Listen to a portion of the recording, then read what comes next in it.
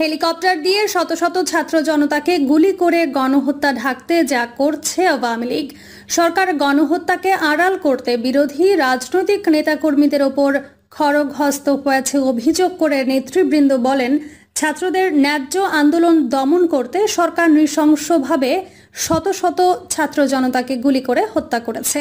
এমনকি সরকারের বাহিনীগুলো হেলিকপ্টার দিয়ে গুলি করে বিভিন্ন ঘরের বারান্দায় অবস্থানরত মানুষকে পর্যন্ত খুন করেছে। অমানবিক সকল হত্যাকাণ্ড ঢাকতে সরকার বিএনপি সহ বিরোধী রাজনৈতিক নেতাকর্মীকে গণহারে গ্রেপ্তার করে রিমান্ডে নিয়ে নির্যাতন চালাচ্ছে। তারা বলেন, গ্রেপ্তার ও নির্যাতন করে কেউ অতীতে টিকে থাকতে পারেনি, ভবিষ্যতেও পারবে না। এই নৃশংসতার চিত্র যেন দেশের মানুষ জানতে না পারে, সেজন্য ইন্টারনেট সহ সামাজিক যোগাযোগ মাধ্যম বন্ধ, প্রিন্ট ও ইলেকট্রনিক মিডিয়ার সমূহে সেন্সরশিপ আরোপ করা হয়েছে।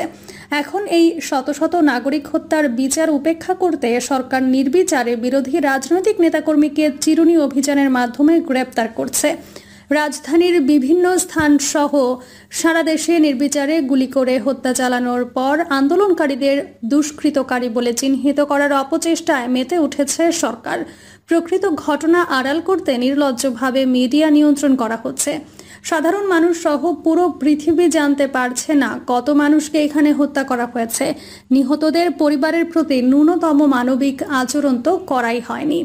শেখ হাসিনা বাংলাদেশের কি কি সর্বনাশ করলেন তার বিবরণ তুলে ধরা হলো।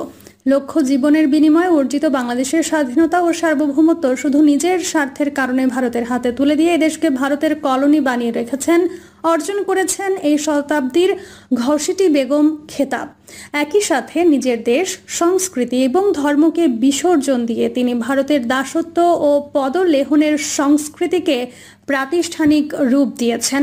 মুক্তিযুদ্ধকে নতুন বয়ানে বানিয়ে ফেলেছেন একটা ইন্ডাস্ট্রি, পৈতৃক সম্পত্তি এবং জোন অফ করাপশন। চরম বৈষম্যের কোটা ব্যবস্থা, দলীয় কর্মীদের প্রায় 1 লক্ষ ভুয়া মুক্তিযুদ্ধ সনদ প্রদান এবং বিসিএস পরীক্ষায় প্রায় 1.5 দশক ধরে আবেদ আলীদেরকে নিয়ে প্রশ্ন ফাঁসের লুক্রেটিভ ব্যবসা সম্প্রসারণ করে এদেশের অধিকাংশ মানুষের বুকে যে বঞ্চনার লেলিহান দাবানল তিনি জ্বালিয়ে দিয়েছেন তা হয়তো আর নেভানো সম্ভব নয়। তিনি বাংলাদেশের রাজনৈতিক প্রতিহিংসা ও ঘৃণাতন্ত্রের জননী। তার প্রবর্তিত ঘৃণার লেলিহান শিখায় আজ জ্বলছে সারাটা দেশ।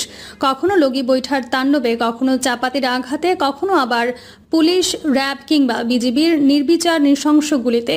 তারই ছত্রছায়ায় বাংলাদেশে ছড়ানো হয়েছে ভয়ঙ্কর ইসলাম ভীতি, মুসলমানদের বানানো হয়েছে জঙ্গি, পোড়ানো হয়েছে পবিত্র কোরআন, হত্যা করা হয়েছে শত শত আলেমদেরকে, ফাঁসিতে ঝোলানো হয়েছে এই বঙ্গের শ্রেষ্ঠ সন্তানদেরকে, রিমান্ডে নিয়ে টর্চার, বিচার বহির্ভূত হত্যাকাণ্ড, ক্রসফায়ার এবং গুম সহ মানবাধিকার লঙ্ঘনের খতিয়ানগুলো হাজার বছরের ইতিহাস হয়ে থাকবে।